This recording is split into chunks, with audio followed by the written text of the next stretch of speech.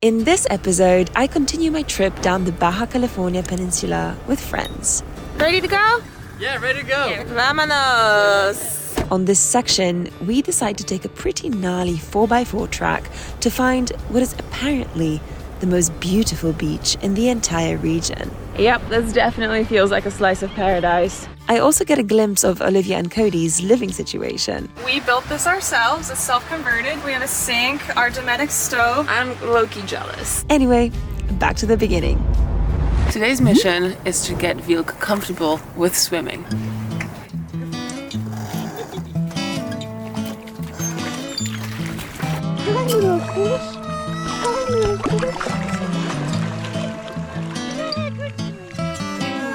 Proud mom. Proud mom.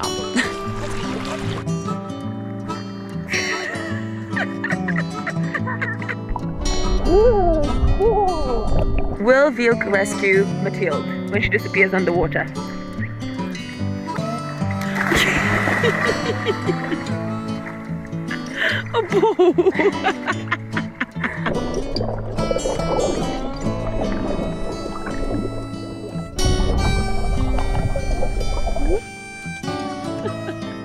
We've been at this camp since yesterday, and I just want to show you around very quickly before we pack up and leave, because this is sometimes the reality of overlanding. It's not always neat and really nicely organized. Sometimes it's just a bit of a mess. Like here, where we tried to set up a wall using blankets to separate us from the wind yesterday, including putting the surfboard up there just to block out the wind, including putting all of my junk, all of my bags out there, also to block off the wind. And then, there's the dogs. So everything is always covered in sand. Right, little boy? Always covered in sand? Good boy. But it is one of the nicest camps we've stayed at. We went swimming this morning, and it's just absolutely gorgeous. So, yeah. This is the reality. Okay, so before we set off for the day, I want to introduce you to the crew formally. So you might recognize these two. Hey! Hi! How's it going? Great! So what did you get up to in the meantime while we went our separate ways? Crossing Canada down to Vancouver and then through the Midwest in the USA, and we got cold, so then we meet you in the warm places. Nice. What was your favorite spot in the Midwest? I think we really like Utah, the White Rim, Yeah. whole White Rim Moab region. Nice. Amazing, yeah. Did you miss me? A lot. I mean, Vilk more, but I'm not surprised. I miss you guys as well, so I'm very happy to be reunited. All right. Vilk has really grown. Yes, he has. big boy. Look at him. I mean, last time you saw him, he was like 4 or 5 months old. Yeah, I think so. Well, we've got some new friends as well on this trip, which is really, really exciting. We're Cody and Olivia. Uh-huh. We are from the United States, and we are traveling the Pan American over the next 2 years, maybe more, maybe less. You are not driving a Defender. We're not driving a Defender. Oh. We've got a lot of backstory to that, but we ended up in a Land Cruiser. Uh-huh. And, we're happy with the decision, but we still Amazing. love the Defender. It's so iconic. So I'm going to show you around Cody and Olivia's troopy. We'll do a little tour a little bit later at the next campsite, because I think right now we got to pack up and leave, right? Yep, we gotta get going. We're gonna make some miles, yeah. Yeah. So.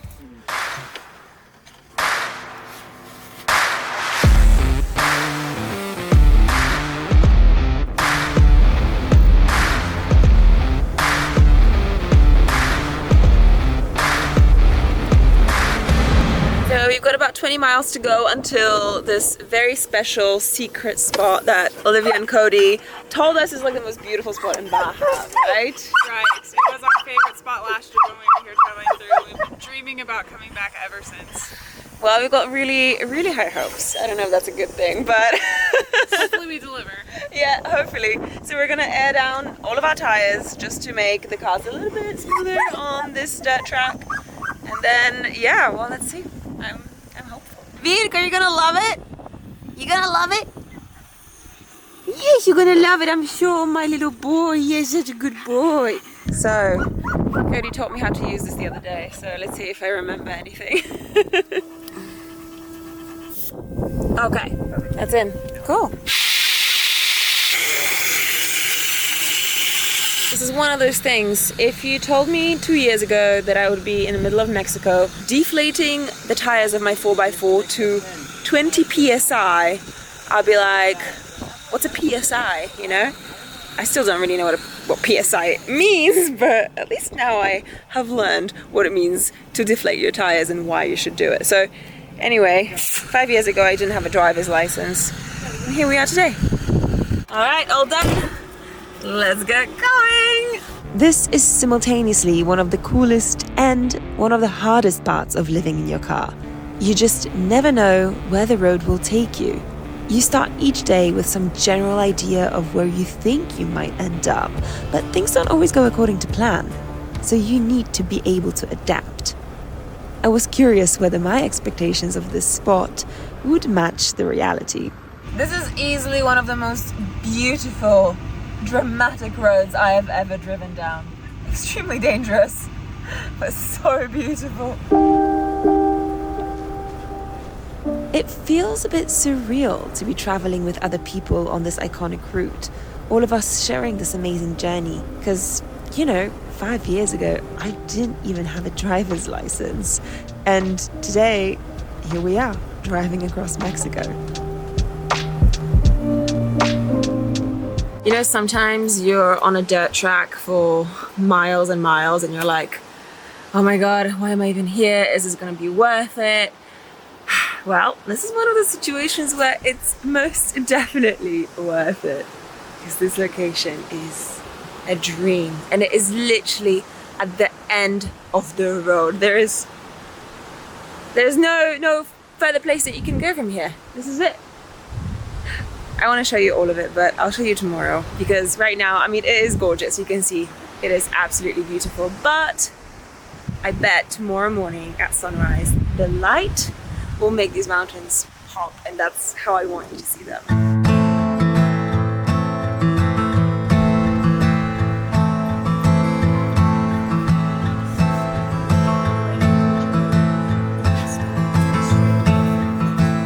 Should probably join them, but so lazy.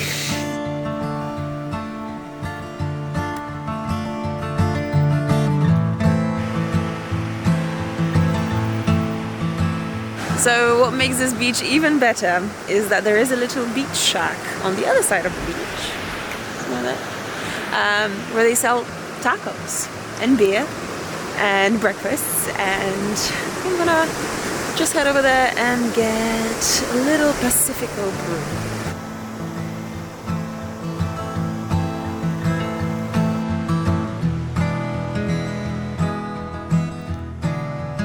Okay, gracias. You want a beer, Vilk? These are not for you. Let's go back to camp.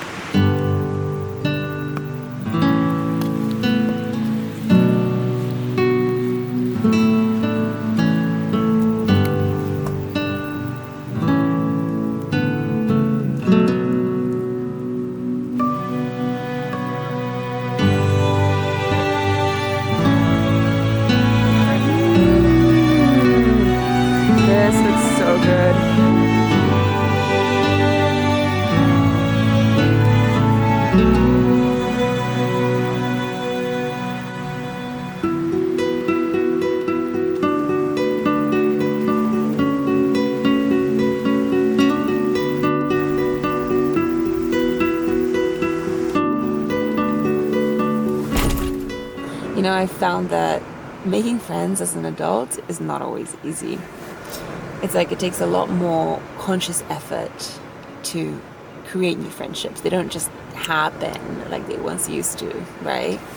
But meeting other people just like you who are also doing cool things and cool adventures like this, that is like glue that just bonds you immediately.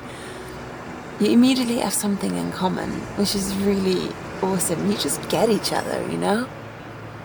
And so this last week has been so wonderful, and I'll really miss it. I'll miss them. I'll miss all of them. I can't believe it's coming to an end. Good morning. Hi, mister. Hi, mister. Good morning. Morning. What do we have here? Pancakes! They look good. They look so great. Looks like lava coming to you. Oof. So good.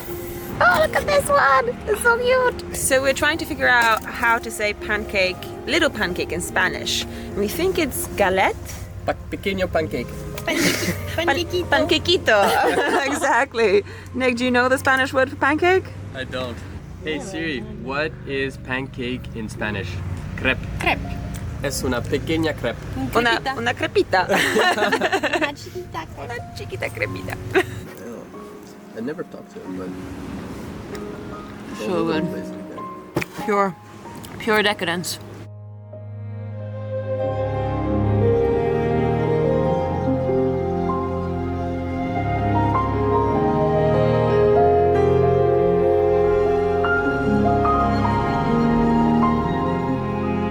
Yep, this definitely feels like a slice of paradise.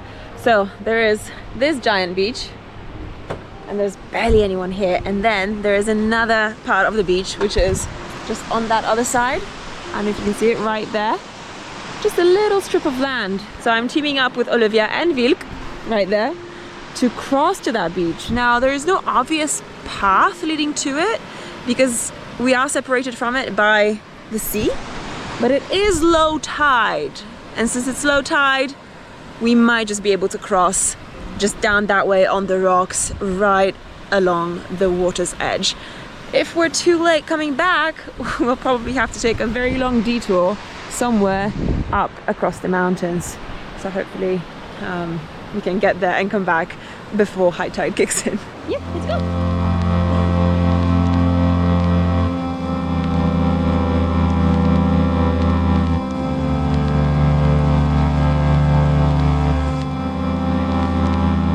Okay, Olivia, so you're traveling the Pan American Highway in your troopy. Have you always been traveling? No, we have only been on the road for about 4 months now, so we're pretty new to traveling. We had full-time jobs, did the whole 9-to-5 thing, did the grind, and found ourselves in a financial position to quit and take the leap, so we did it. Okay, and it's not the easiest thing. I mean, we always say we quit our jobs and we took the leap and now here we are, but it's obviously it's a big decision, right? It's a huge decision, yes. It takes a lot of thinking and prep. So how did you pluck up the courage to just do it, you know? Do it. Yeah, we were at a point where we had the troopy, right? We had kind of primed ourselves and we were going to do this in a few years. Yeah. It was always the goal. But then the housing market gave us a gift in terms of being able to sell our house and finance the trip. Right. And I was kind of up for a promotion at work at a crossroads in my career. And I thought to myself, do I take the career position? Yeah.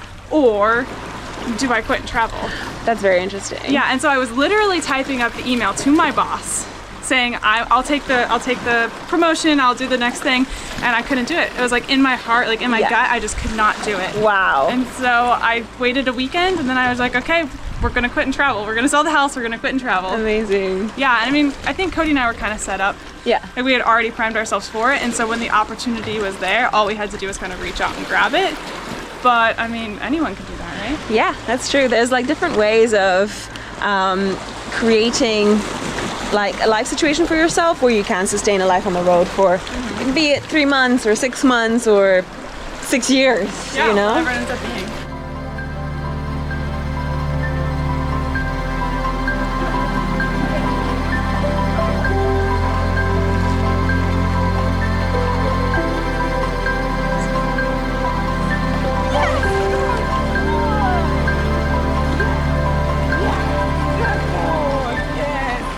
Well, now that you know Cody and Olivia's story, I would love to invite you for a quick little tour of their truck. So this is the famous troopy. What's his or her name? His name is Jambo. We named him after Cody's favorite coffee blend, and of course the Swahili word Jambo means hello. Yeah. I want to travel to Africa one day, so it felt fitting. So by the way, you guys, this is a Toyota Land Cruiser, which Unless you're in like into the 4x4 kind of world, you probably won't know, but there is a huge rivalry between Toyotas and Land Rovers. So technically, we should not be friends, but we are. This is Jambo. This is Jambo, yeah. He's a 1985 HJ75 Land Cruiser, like Ava said. We built this ourselves. It's self-converted. Our bed is up here. It's all very close. Our kitchen area is here. We have a sink, our Dometic stove, and then our Dometic fridge freezer, which is under here. Nice. Both sides. You have a freezer. We do have a freezer on this side. It's a little smaller, but yeah, some frozen fruit in there can make some nice smoothies. That's crazy. It takes a lot of power, but it's great. Underneath here is general storage, so we have like our bags of clothes, laundry, random extra food, and then our pride and joy, the thing we wanted for this trip, Yeah. is our, Ooh. you got it, composting toilet. Oh my god, can I open it? Sure. Are you sure? Yeah. Oh wow, that's so cool. Amazing. I can't believe you have a toilet in the troopy. This is like such an amazing use of space. I mean, these guys have a toilet, a full like proper sink and a stove, all in the troopy, and a bed and a kitchen and a fridge, freezer, everything. I'm low-key jealous, honestly. I always find it fascinating to see how other people live in general, you know, in their houses or in their vehicles. So it's really, really cool to get little tours of how people have individually crafted their homes, you know. And if you're interested in seeing how Mathilde and Nick live in Albatross, you're gonna have to go to one of my previous videos, because we already did a tour of their spotless, super clean and extremely neat Land Rover. You know, I always joke about showers on this channel. It's true though that, you know, overlanding, don't really get to shower very often unless there's a shower on your campsite, but you can also make your own shower. So I've been brewing some warm water in this black bag. So I just fill it up with water, and then it's hopefully getting warmed up by the sun. It's been about 2 hours now, so I have high hopes. I'm gonna hang this up, open up my shower cube. Let's see how this goes. I am fully hoping to be able to wash my hair and wash my entire body with 2 or 3 liters of water. It's really not much, but it's better than nothing.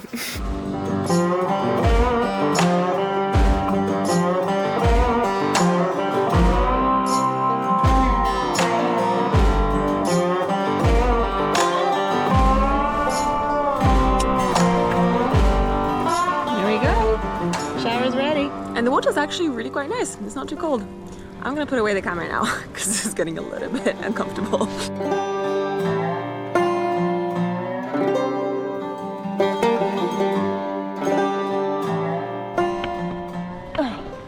So good. So I'm just standing here looking at the guys.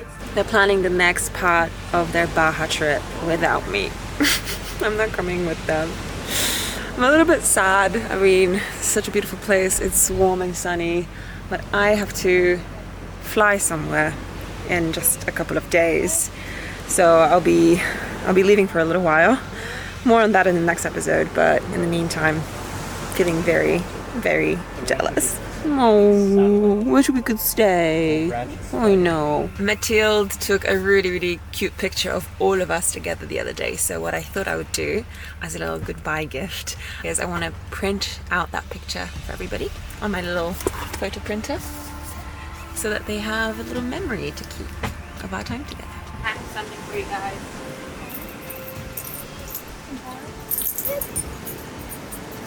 You take them. Your picture. See you later. See you next time. Yeah, see you next time. Safe trip.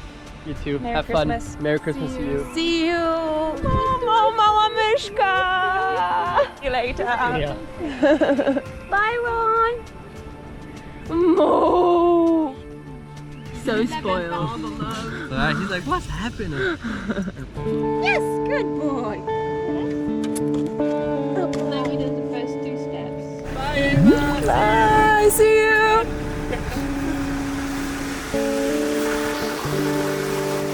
I say goodbye. I hate it. As hard as it is to say goodbye, it's part of the journey. And, you know, recently I've actually been trying to erase the word goodbye from my dictionary. I tried to say see you later instead. Because see you later opens up the possibility of another meeting in the not so distant future, somewhere here on the road.